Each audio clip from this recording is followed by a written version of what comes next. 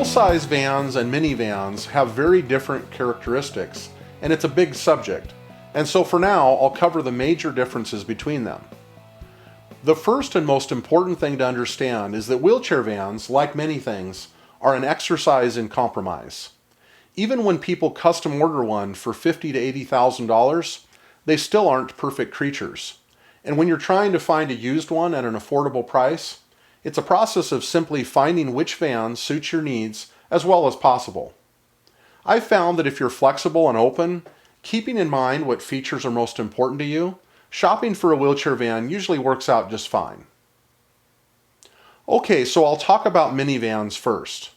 Of course, it's obvious that they're smaller and easier to drive than a full-size van, and so there's your first compromise.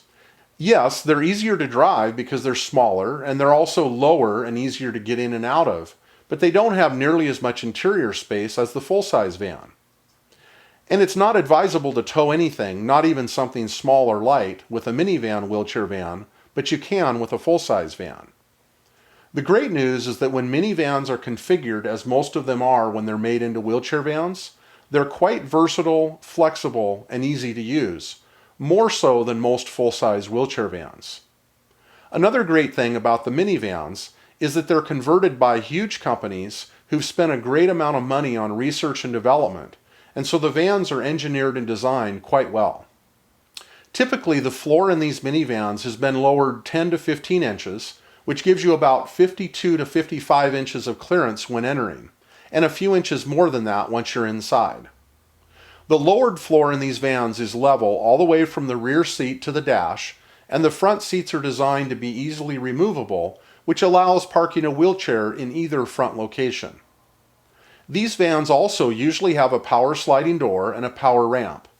Think of the ramp as being like a bridge that goes from the ground to the edge of the van. Because of this, they typically also have a mechanism that lowers the rear of the van, in turn lowering the side entry point when you're loading or unloading. This makes the ramp angle more gentle and easy.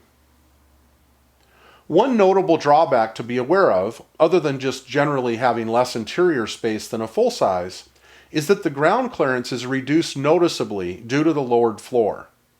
And in order to conceal the lowered floor, these vans have cosmetic panels at the bottom edge of the body that conceal the lowered floor. When you combine the low floor and these concealing panels, the minimal ground clearance makes these vans not very good for particularly rough or unimproved roads, such as the roads in many rural areas. And you also need to be careful when you're going over large speed bumps. Another drawback to these vans is that due to the limited interior area, maneuvering the wheelchair, especially a large one, can be a bit challenging. And of course, if you get several passengers inside, in addition to the wheelchair, it can feel pretty small. Okay, so let's talk about full-size vans. Full-size vans are much less uniform and less consistent as far as their features and capabilities go. And they also vary greatly in terms of the quality and engineering of their conversion.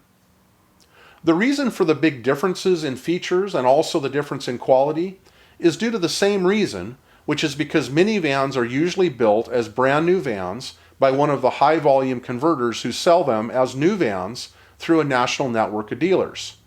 And when the minivans are built, they tend to have a long list of features that the manufacturers have included as they intend to accommodate a wide range of current and future users' needs. Whereas full-size vans are usually converted in independent shops, and the features are intended to accommodate only the specific needs of the person investing in having a used or new van converted.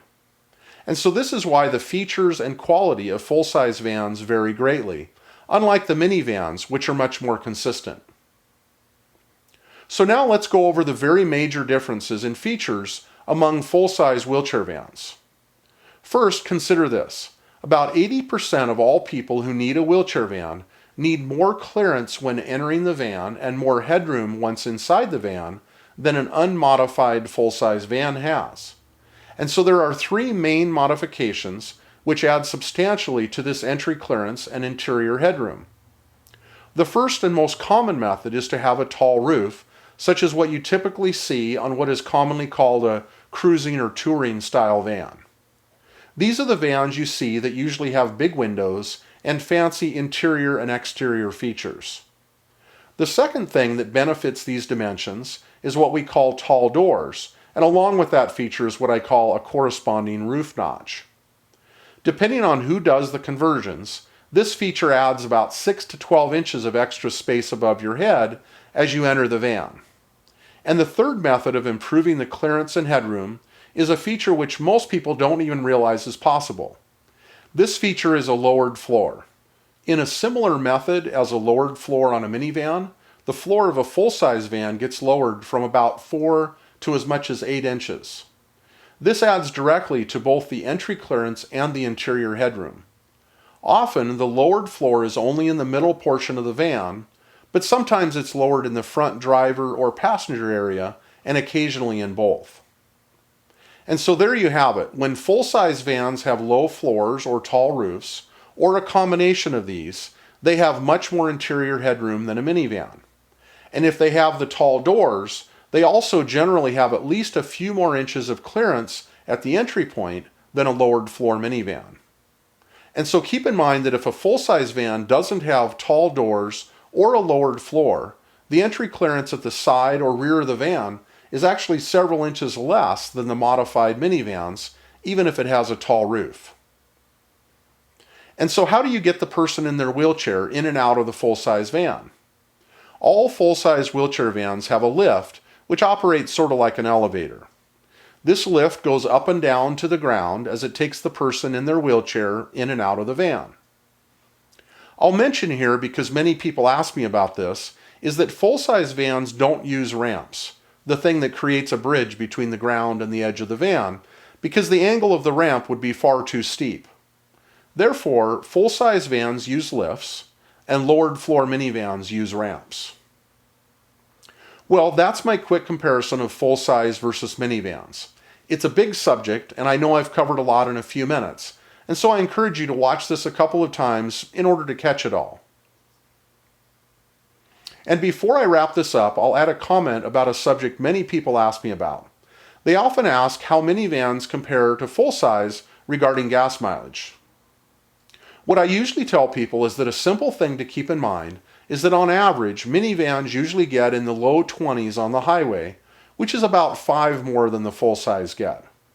And so most folks decide that with only 5 miles per gallon difference, gas mileage is usually not an important factor in their decision process between getting a full-size or a minivan.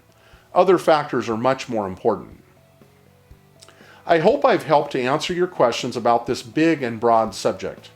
As I said in the beginning, time did not allow me to get into greater detail, but now you know the biggest differences between full-size and minivans. And I've shared with you a variety of pluses and minuses and things to consider. My hope is that there's been at least a few bits of information here that help you to choose your course or make your decision.